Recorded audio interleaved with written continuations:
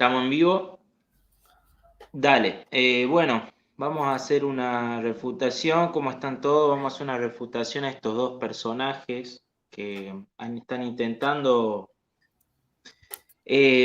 no sé, querer de alguna manera argumentar a favor de la sola escritura, ¿no? Así que, y han inventado esta cosa de soloísmo bíblico. Ahora todo el mundo, todos los protestantes están repitiendo como loro el soloísmo bíblico, diferente a la sola escritura, cuando en realidad es lo mismo. Así que vamos a ver de este video y vamos a intentar refutar, ni siquiera vamos a intentar porque son muy fáciles los argumentos que han propuesto estos muchachos. Así que cuando quiera empezar nomás el video, Jesús Ferreira. Bueno, vamos a ir con el video, gente, para que ustedes lo aprecien. Vamos. Muy buenas tardes, bienvenido a Cultura Teológica y al famoso programa Eso no dijo Jesús. Hoy me está acompañando. Bueno, ya arrancó mal diciendo famoso, pero hoy va a manejar el programa Santiago, les aviso. Acompañando aquí el crack Edgar Pacheco, que ha revolucionado las redes con una serie de videos que a todos les ha gustado mucho y muchos los están compartiendo por su contundencia respecto de algunas cuestiones del catolicismo. Hoy tenemos un programa muy especial, vamos a hablar del soloísmo bíblico y la sola... Tipo de contundencia a presentar a este muchacho para argumentar, la verdad que yo jamás vi un argumento contundente, ¿no? Pero bueno. Escritura. ¿Cómo estás, Edgar? ¿Cómo estás, perro? ¿Todo bien por acá? Acá te estaba comentando que está haciendo ahorita mismo un poquito de frío, pero todo bien, muy a gusto, gracias a Dios. Todo esto de la conversión de Santiago Alarcón es como que ha despertado. Me parece que este muchacho es del mismo país que ¿te acordás? Uno que debatió conmigo, un testigo de Jehová, que decía que él refutaba lo que sea, que él debatía lo que sea. Me parece que es del mismo país que este muchachito. Y al otro muchacho que es de Argentina, Santiago Alarcón, le pegó realmente fue una paliza que le dio con el tema de la sola escritura la otra vez en el debate a este muchachito que con todo respeto le diría por favor que se saque esa barbita que tiene ahí, que sinceramente con todo respeto. Vamos. Olvidado un poco los tópicos de la reforma, ¿viste? Todo el mundo está hablando del tema y sí, porque ayuda a estudiar, ayuda a meterse otra vez en estos temas que son fundamentales, ¿no? Le ha ayudado mucho a la gente a que vuelva a estudiar, a que retome sus líneas de pensamiento básicas, se replantea algunas cuestiones, y eso es bueno, le da vitalidad a la vida espiritual. Y sí, así que la conversión de Santiago Alarcón ha traído cosas buenas en ese sentido, ¿no? Bueno, perrito, contaros un poquito en qué consiste el soloísmo bíblico y yo después voy a desarrollar una tesis que tenga un pensamiento acerca de la sola escritura. Pero primero quiero escucharte a vos, que nos expliques un poquito ese concepto del soloísmo bíblico y contrastarlo con el concepto de la sola escritura de la Reforma, ¿no? Fíjate que el concepto de soloísmo bíblico lo leí yo de un libro de Kate Madison, no sé si lo conoces, el doctor Kate Madison, de su libro The Shape of the Scripture. Él desarrolla una tesis en donde dice que se pueden hablar de 4 visiones de la escritura. La visión 0, que es la que tendrían los evangélicos modernos, que es esa, el soloísmo evangélico, que está descoyuntada totalmente de su nexo histórico de la Reforma, del protestantismo. Claro, que surge... Este tema que esto es soloísmo. Si usted busca cualquier información en internet, si usted busca en cualquier buscador, Google, Bing, Yahoo, y busca soloísmo bíblico, soloísmo bíblico, es una estupidez inventada. Soloísmo bíblico. De hecho, la propia palabra no existe. O sea, si vos buscas en la RAE alguna definición, ¿qué es soloísmo? ¿Qué es soloísmo? No existe. ¿De dónde saca? No existe esa palabra, es una palabra que han inventado ellos ahora que andan repitiendo todo como loro para decir que que ahora creen en otra cosa que ya no es lo mismo que la sola escritura, que hay gente que cree en el soloísmo bíblico, que no es es la misma, es lo mismo. Pues. Como decimos acá, es la misma, Gato por liebre.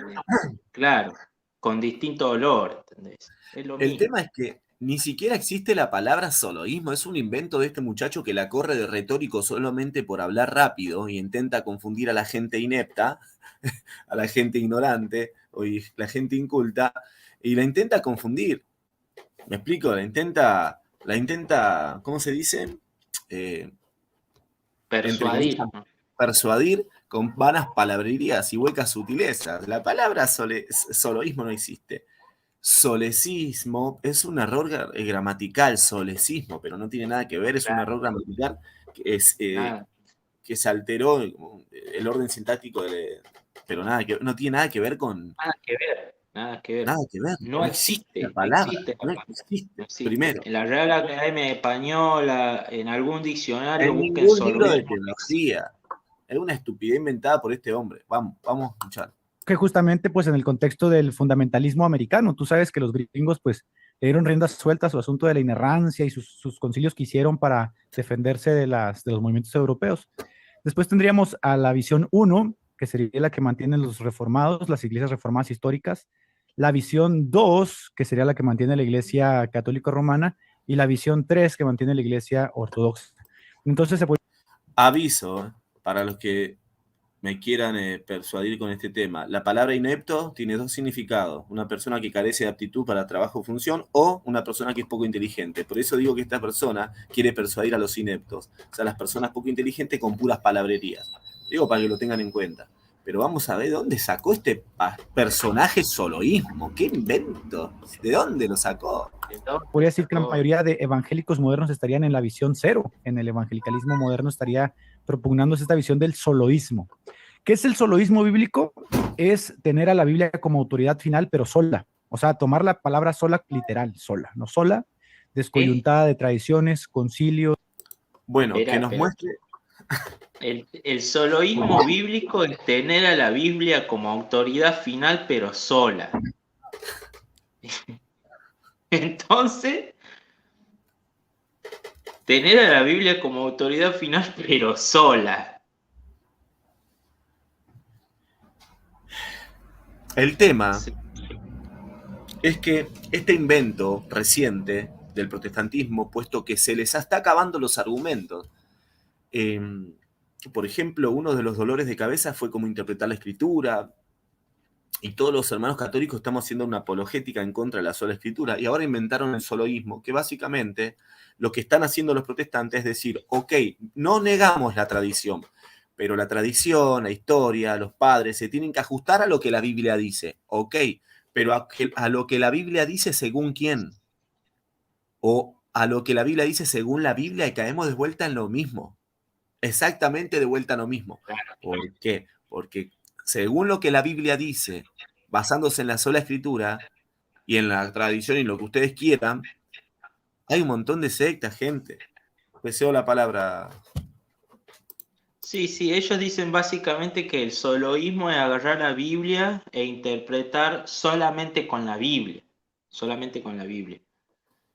El tema es el siguiente, que muchos dicen interpretar solamente con la Biblia y sin embargo llegan a conclusiones distintas, pero además de eso, al final se van a terminar contradiciendo porque van a volver a solo la Biblia. O sea, dicen, yo me baso en la tradición también, me baso en escritos de los padres apostólicos, todo, pero la última y autoridad final es la Biblia. O sea, están volviendo a lo que ellos mismos dicen soloísmo bíblico, ¿entendés? Están volviendo a la misma Biblia como autoridad final. Entonces, seguilo. Perdón, pero lo tengo que decir. Este tipo es una payasada lo que está diciendo. Yo lo dije de entrada, y lo dije al principio. Lo que intenta él es hablar con cierta elocuencia para engañar al inepto, pero o al tipo inculto, o al tipo iletrado, o al tipo que ignora ciertas cosas. Pero con las palabrerías, hasta los mismos padres decían que los herejes vienen con palabrerías y con ciertas filosofías para engañar a los incautos, ¿no?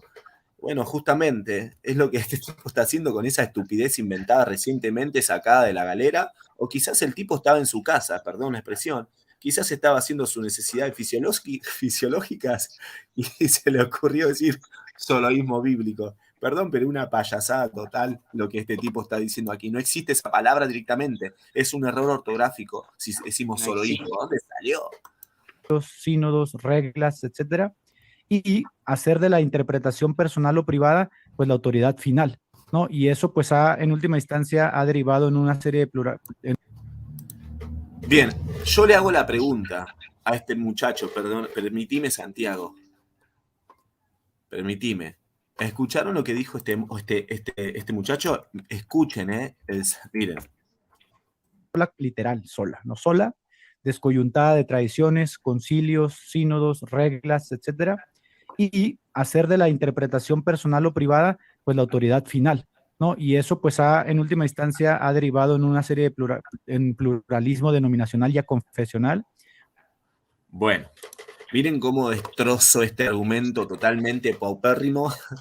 Él dice que con la interpretación privada de la escritura, con el soloísmo, ¿no? El nuevo invento de este muchacho, y con la interpretación privada ha logrado una pluralidad de denominaciones confesionales. Bueno, no, a ver, sectas, adventistas del séptimo día, bautistas, calvinistas, Betlén, Iglesias de Dios, Hermanos Moravos, la luterana, el metodista pentecostal, el pentecostal, la Iglesia Unida, tenemos un montón de sectas protestantes, pero dicen de que con el soloísmo bíblico se logró esto, el soloísmo, con la interpretación privada. Ok, la pregunta que le lanzo a este muchacho, y espero que me la responda, es ¿cómo hago yo en mi casa para no interpretar la Biblia privadamente? ¿A quién tengo que recurrir? ¿A la Reforma? ¿A quién tengo que recurrir? ¿A las iglesias reformadas? ¿A quién tengo que recurrir para yo no interpretar la Biblia privadamente? A ver, vuelvo a repetir. ¿Él la interpreta privadamente? Y si no lo hace, ¿cómo la interpreta? ¿Basándose en los padres, como hacen, por ejemplo, los bautistas? ¿Basándose en los padres, como hacen muchos testigos de Jehová? ¿Basándose en la historia según San quién o según San yo, según mi propio intelecto o mis propios estudios? Entonces, esa es la pregunta. ¿Cómo hago para no interpretar la Biblia privadamente? Ahí sigo, Santi, te deseo la palabra. Pues que lamentablemente nosotros tenemos que bregar con ello, ¿no? Que es una forma corrupta de entender el principio de sola escritura que dimanó de la Reforma Protestante.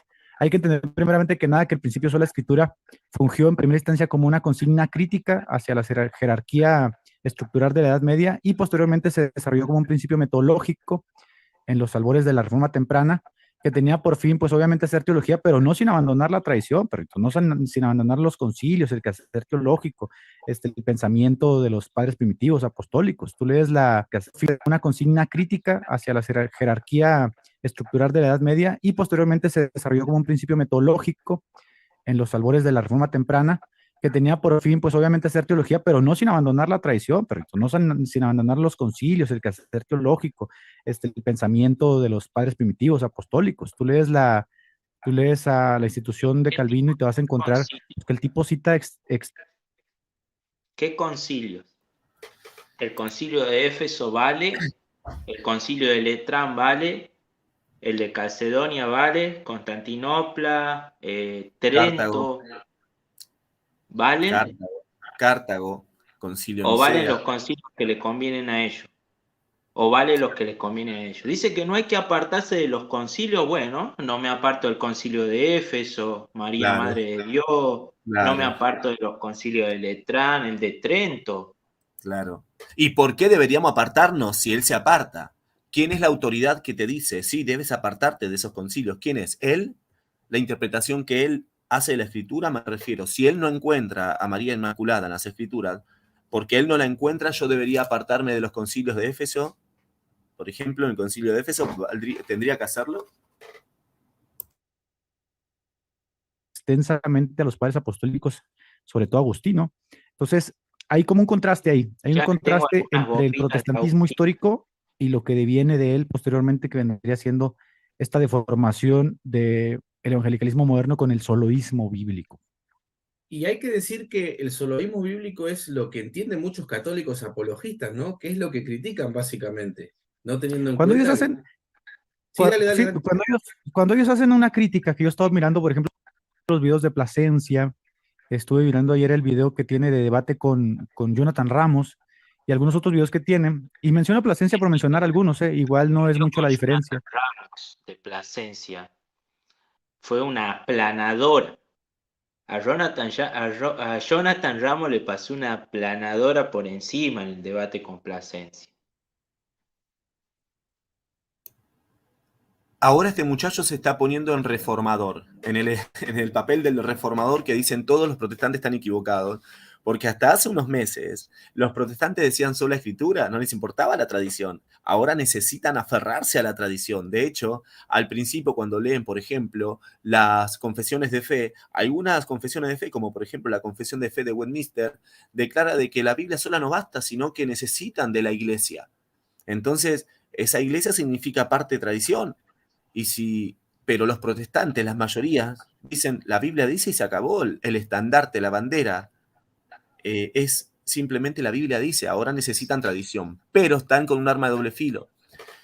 Tradición, según la tradición, y el estudio de la tradición, según quién. O el estudio de los padres, según quién. Según Cristian Izquierdo, según Winston Medina, que cree que la salvación se pierde, según el doctor Enuel, que cree que no se pierde, según Rafael Montesinos, que hay que guardar el sábado, según, por ejemplo, Según Clavijo que dice que Dios, que no hay Jesús es el Trinidad. Padre, que Jesús es, según la tradición, según quién. ¿Quién es el Y estandarte en el mundo protestante? Clavijo cita padres de la iglesia, cita patrística, tiene libros escritos sobre la unicidad. Claro. Entonces, ¿quién? Porque si hablamos también de erudición, les dejo un par de listas de un montón de protestantes que no creen en la Trinidad, que han escrito libros y son eruditos en la lengua griega, son historiadores, o sea, gente culta que ha estudiado y, por ejemplo, no ven, por ejemplo, una Trinidad en los padres de la iglesia. Y usted me imagino que creen en la Trinidad. Entonces, si vamos con ese argumento, tradición, bueno, dígame la tradición estudiada por quién y la Biblia interpretada por quién. Bueno, seguimos. Seguramente va a decir por la misma tradición y por la misma Biblia. Es una tontería total. Vamos. Noto que la crítica que hacen es sobre todo a la deformación del principio magisterial de la Reforma, y es esa crítica al soloísmo bíblico. Y están fundamentados, o sea, está justificada su crítica. De hecho, nosotros pudiéramos unirnos a esa crítica. Creo que tienen la razón en hacer una crítica a ello, pero el problema es que ellos critican al soloísmo bíblico así. Lo pasa muy rápido, ¿no? Pero él dice el principio magisterial de la Reforma. Magisterial de la Reforma. Principio magisterial de la Reforma. ¿Qué quiere decir con eso? ¿Qué magisterio tiene la Reforma? ¿Qué magisterio tiene la Reforma? El magisterio de Lutero, el de Calvino, el de Zwinglio, el de Enrique VIII, el de los socinianos. ¿Qué magisterio tiene la Reforma? Pero ¿Cuál? aparte, nadie criticaba, Bautista. exactamente. Nadie critica el soloísmo bíblico porque hasta ayer nadie sabía que existía. Y otra cosa, no existía, porque realmente es una mentira, un invento de este muchacho. Un invento del muchacho. Es un invento. Pero bueno, sigamos con este video.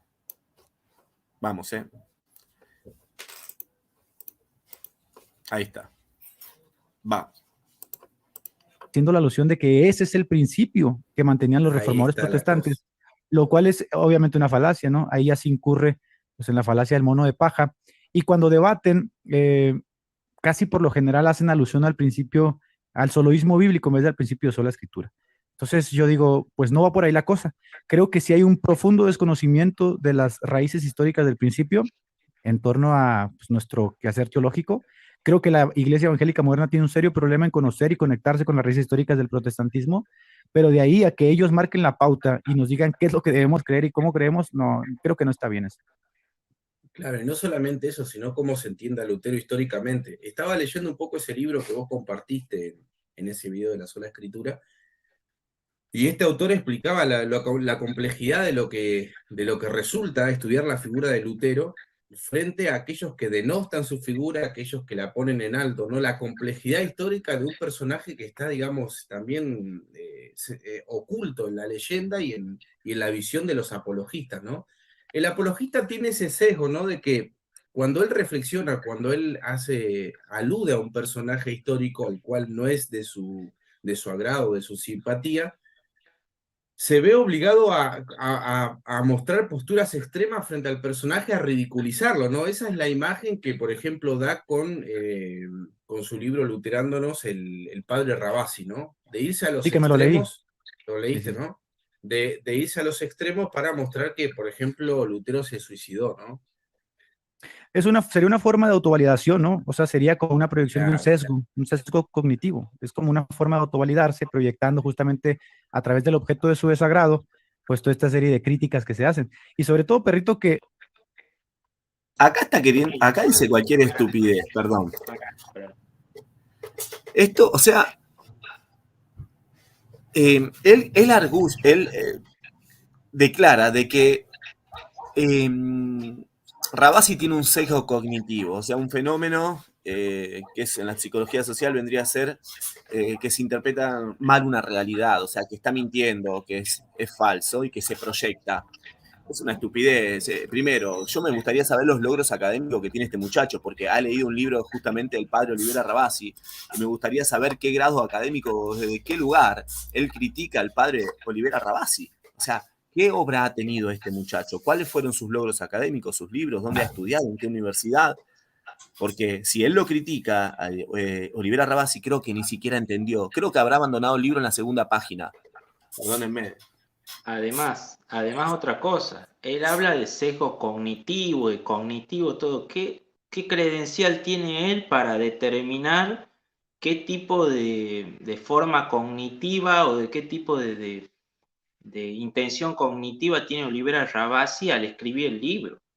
Otra cosa, los logros académicos de Olivera Ravasi, pero realmente no llega ni a la uña del pie. Con todo respeto, el muchacho de los logros académicos y las credenciales académicas del doctor Olivera Ravasi. Entonces, ahorita en los estudios historiográficos en torno a la figura de Lutero, la Iglesia Católica ha adoptado la postura oficial de Joseph Lorz, un católico que pues matizó justamente la crítica, y de ahí se viene desarrollando justamente el ecumenismo después del Concilio Vaticano. Entonces, cuando estos tíos hablan en contra de Lutero pues con toda esa tendencia belicosa, toda esa pero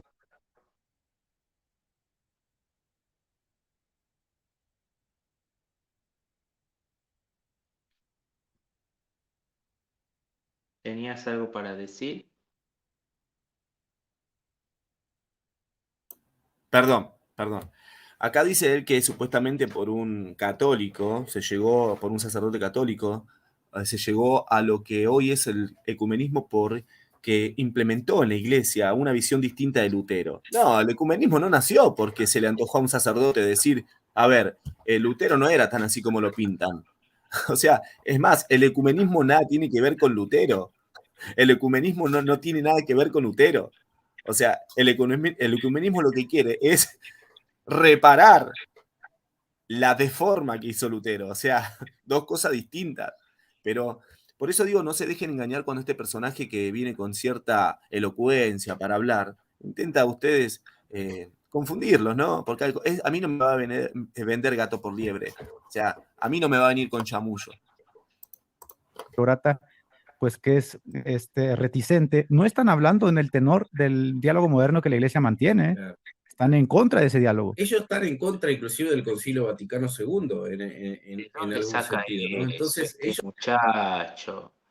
¿De dónde Bueno, saca eso que los católicos están en contra del Concilio Vaticano II? Si quiere les cito Claro. citas del Concilio de Vaticano II a ver si es verdad que estamos en contra. A ver si No, es que apoya tanto al Concilio Vaticano II cuando él habla y dice, a ver, no, es que ahí vamos a tener que citar el Concilio Vaticano II porque es el ecumenismo, porque tiene que haber ecumenismo.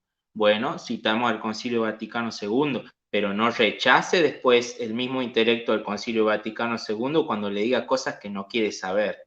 Es más, nosotros Hablamos creemos del ecumenismo en el Concilio Vaticano II. Si quiere, podemos tratar el apartado que habla de los hermanos separados, todo no me puedo acordar del nombre ahora.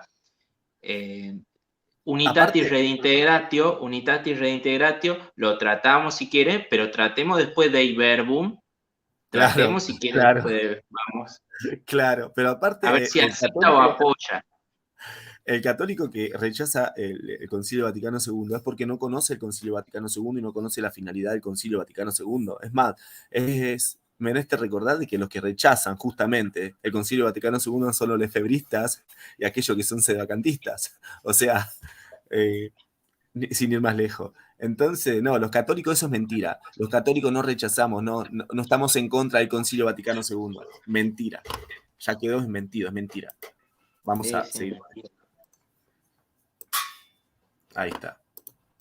Ellos se postulan como los católicos universales, como si en el catolicismo no hubiera este tipo de divisiones que ellos tanto le critican al cristianismo, al protestantismo, ¿no? ¿Qué división bueno, hay en la Iglesia Católica? Vos recién comparabas el soloísmo. ¿Cuál es la división que hay en la Iglesia Católica? A ver, ¿cuál? ¿Dónde? ¿Dónde? No sé de qué división habla en la Iglesia Católica. ¿De los que se van, que son apóstatas? ¿De los que corren energías y se los expulsa y fundan sus propios movimientos? ¿De quién? ¿De qué? Si la Iglesia está unida a la Iglesia Católica, no sé a qué se refiere él. Este muchacho no ha leído el catecismo en su vida, ¿no? Justamente el catecismo habla de las personas que han sido bautizadas y que luego apostatan de la fe, o que son herejes, o que no son parte del cuerpo de Cristo. Primeramente, un sedevacantista o una persona que rechaza el concilio está negando la autoridad del Papa. Y un católico tiene que respetar y conocer la autoridad del Papa, que es un dogma. Entonces, yo no entiendo qué división habla este muchacho. Sinceramente, no debe haber leído una sola página del catecismo. Y lo contrastabas con el principio de sola escritura. El principio de sola escritura es un principio, valga la redundancia, que intenta ser un principio rector, ¿no? El fundamento de donde va a partir el protestantismo, ¿no? Quiero leerte de la Confesión de Westminster. Ahí va a leer la Confesión de Westminster, pero la sola escritura no parte del protestantismo. O sea, parte de la rebelión de un monje, primero. Pero aparte, me refiero, bueno, sí, en cierto modo protestó Lutero, pero cuando él dice sola escritura, que todo se basa en la escritura y en lo que está escrito, vuelvo a la misma pregunta, ¿todo lo que está escrito según la óptica de quién? Según la óptica de ellos. Ni más ni menos. A ver lo que dice la Confesión de Westminster. Lo que dice acerca del principio de la sola escritura, ¿no? Para que veamos en realidad en qué consiste esta cuestión, que no es el soloísmo bíblico, sino que es un principio rector, el fundamento para poder tener a la escritura como lo que va a dirigir, como aquel material fijo por el cual se va a valer el protestante, ¿no?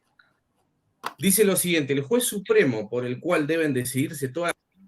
Bien, primero, la Confesión de Westminster no es la voz oficial del protestante, porque ¿cuántas confesiones de fe? Está la Confesión de Fe Bautista, está la Confesión de Fe de Inglaterra. O sea, ¿quién es la voz?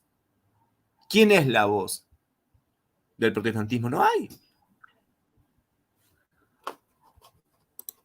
Las controversias religiosas, todos los decretos de los concilios, las opiniones de los hombres antiguos, las doctrinas de los hombres y de espíritus privados, y en cuya sentencia debemos descansar, no hay ningún otro más que el Espíritu Santo que habla en las Escrituras. Es decir, acá no está diciendo que, como postula el soloísmo, que no hay que leer a los padres de la Iglesia, que hay que desprenderse del sentido histórico y crear algo de ex novo, ¿no? O como hacen los pastores que incitan a los feligreses a no leer otros libros, inclusive los libros apócrifos del Antiguo Testamento. Bien, eso es falso, porque la Confesión de Westminster dice de que todo lo que se debe juzgar en cuanto a doctrina se debe juzgar por la Escritura misma, no dice por los padres de la Iglesia. La regla infalible, dice, aquí lo voy a leer, de la confesión de fe, dice, la regla infalible para interpretar la Biblia misma, y por tanto, cuando hay dificultad respecto al sentido verdadero pleno del pasaje, ¿no?, se debe buscar y establecer otros pasajes con más claridad. El juez supremo, acá es lo que quiero hacer hincapié, el juez supremo por el cual deben decidirse todas las controversias religiosas, todos los decretos de los concilios, las opiniones de los hombres antiguos, las doctrinas de hombres y de espíritus privados en cuya sentencia debemos descansar, no es ningún otro más que el Espíritu Santo que hablan las Escrituras. Las Escrituras, para ellos las Escrituras. Punto. Pero, ¿quién dice tener el Espíritu Santo? Porque ahí tenemos los ungidos testigos de Jehová también que dicen tener el Espíritu Santo, tenemos los bautistas unicitarios, tenemos a tantos. ¿Cómo se tiene el Espíritu Santo? A ver, en el bautismo trinitario, ¿cómo se tiene el Espíritu Santo? Yendo a la iglesia de él. O sea, ¿cómo se tiene? Pidiéndolo, porque si es por pedirlo, ¿cuántas Claro, piden? los mormones dicen que pidieron el Espíritu Santo basado en la sola Escritura y ya sabemos lo que salió. Dicen, no, el Espíritu Santo se le reveló a Joseph Smith, así que no hay ningún argumento sólido, no hay ningún argumento objetivo. Todo lo que están hablando estos muchachos son cuestiones subjetivas totalmente, un relativismo total, un relativismo total. La última regla, el último estándar para ellos es la misma Biblia. Y después dicen que no es soloísmo bíblico. Dicen, bueno, pero al final llegan a la misma Biblia. Bueno, vamos a terminar en la noche la segunda parte, ¿te parece, Santi? Así yo puedo también retirarme porque tengo que ir a entrenar. ¿Está bien? Dale. Continuamos. Claro, aparte, por último, ¿quién le garantiza de que ellos tienen el Espíritu Santo? ¿Quién les garantiza? ¿Y quién le garantiza que es el Espíritu Santo, no? Bueno, gente, después seguimos desmintiendo estas completas estupideces inventadas nuevas por este muchacho que la corre de retórico, de que es un mentiroso, no le crean nada porque la corre con la verborrea. Saludos, gente. Un abrazo. Cuídense.